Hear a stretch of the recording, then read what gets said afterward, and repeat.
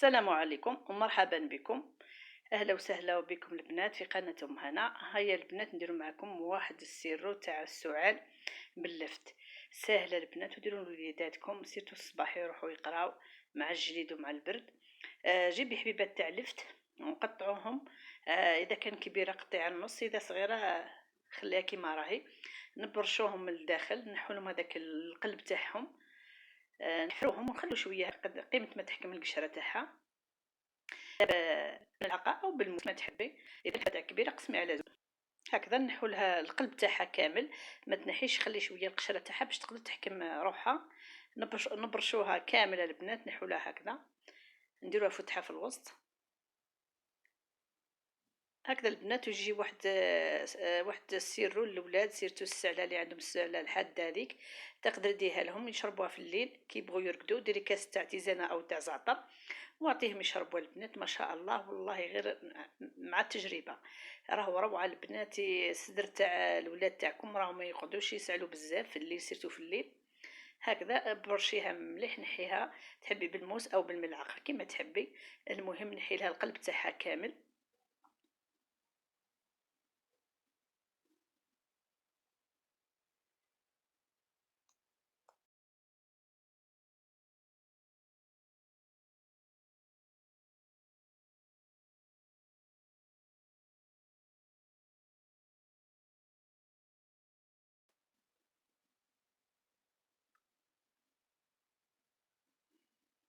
هذه هي النتيجه البنات. لازم نغسلوه مليح قبل ما تقشريه، لازم تغسليه باش كاش ما يكون فيه تراب ولا غبار.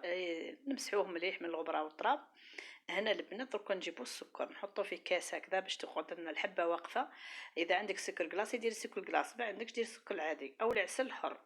انا هنا درت السكر عادي، ديري 2 ملعق تاع سكر وخليه مع البنات، قفلي عليه وخليهم يبات، او ديري مع الصباح وديريهولهم في الليل. ندير له قطره تاع قارص برك باش يذوب لي السكر، يزرب هكا يذوب، غير قطره برك ما تكثريش. وغلق عليه وقلت لكم خلوه. اذا درتيه في الصباح خليه في الليل، في الليل واعطيهم يشربوا. كي قلت لكم ديروا لهم تيزانه ويشربوها، اعطيهم 2 ملاعق تاع من هذا السيرو تاع الخردل او اللفت. يجي روعه البنات والله غير يباتوا مساكن راقدين ما شاء الله. هكذا. السكر البنات قلت لكم اذا عندكم السكر رطب هذاك سكر كلاص، ما كاش ديري سكر عادي. انا عصرت قطره تاع قارص على حبيتها باش يذوب لي السكر تاعي.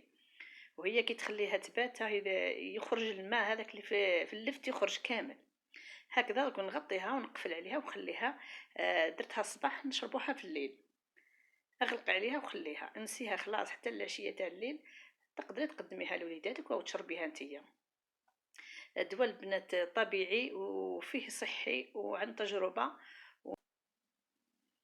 هذه هي النتيجه تاعو البنات. اذا خليتيه بات يزيد تذبال هذيك اللفت تاعك هذاك، يزيد يذبال يمتص يخرج منه الماء.